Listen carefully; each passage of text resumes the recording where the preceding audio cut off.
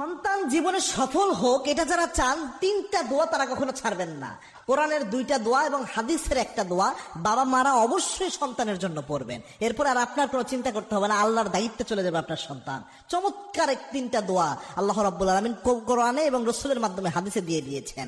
তার মধ্যে প্রথম যে দোয়াটা সূরা সফফাতে আল্লাহ রাব্বুল আলামিন এই জিনিসটা তুলে দিয়েছেন, এবং কি আল্লাহর একজন শ্রেষ্ঠ নবী এই দোয়াটা করেছিলেন। আল্লাহর হাবিব সাল্লাল্লাহু আলাইহি ওয়াসাল্লাম নিজেও মাঝে মাঝে এই দোয়াটা করতেন, সন্তানকে ভালো রাখার জন্য, সন্তান নেক সন্তান হোক, সন্তান যেন ভালো পথে পরিচালিত হয়, এই জন্যই আপনি প্রায় সময় পড়বেন রব্বি জাআলনি ওয়া যুররিয়াতি মিনাস সলিহিন, রব্বি জাআলনি ওয়া যুররিয়াতি মিনাস সলিহিন। এইভাবে পড়বেন। এইভাবে যদি পড়তে পারেন সন্তানের সফলতার জন্য এটা যথেষ্ট।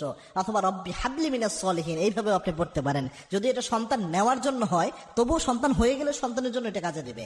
2 নাম্বার হচ্ছে সূরা ফুরকানের 74 নম্বর আয়াত। কোরআনের এই দুইটা দোয়া অবশ্যই পড়ার চেষ্টা করবেন। এবং সূরা ফুরকানের 74 নম্বর আয়াত স্ত্রীর জন্য কাজে দেয়, সন্তানের জন্য কাজে দেয়। রব্বানা হাবলানা মিন আজওয়াজিনা ওয়া যুররিয়াতিনা কুররাতা আয়ুন ওয়াজআলনা লিল মুত্তাকিনা ইমামা, এটা অবশ্যই পড়বেন। 3 নাম্বার দোয়াটা সবচেয়ে ইম্পর্টেন্ট, সবচেয়ে গুরুত্বপূর্ণ।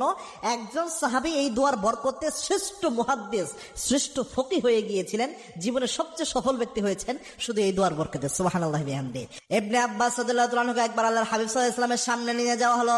আল্লাহর হাবিব সাল্লাল্লাহু আলাইহি ওয়াসাল্লাম তার মাথায় হাত রেখে বললেন, আল্লাহুম্মা ফাক্কিহহু ফিদ-দীন ওয়া আল্লিমহু তাওয়িল। এই দোয়ার বরকতে আল্লাহ রাব্বুল আলামিন ইবনে আব্বাস রাদিয়াল্লাহু তাআলা আনহুকে শ্রেষ্ঠ মুফাসসির এবং শ্রেষ্ঠ ফকিহ আল্লাহ বানিয়ে দিয়েছেন। শ্রেষ্ঠ ফকিহ, শ্রেষ্ঠ মুফাসসির আল্লাহ বানিয়ে দিয়েছিলেন। সুতরাং এই দোয়াটা খুব চমৎকার, গুরুত্বপূর্ণ। এজন্য বাবা মা যারা রয়েছেন দোয়া করেন, মনে রাখবেন লা ইয়ারুদ্দুল কদা ইল্লা দুআ। দোয়ার মাধ্যমে তাকদীর পর্যন্ত পরিবর্তন হয়ে যেতে পারে। বাচ্চাকে নিয়ে হায় হতাশার পেরেশানি না হয়ে এই দোয়া করেন, ইনশাআল্লাহ দোয়ার বরকতে আল্লাহ তাকদীর খুলে দেবে।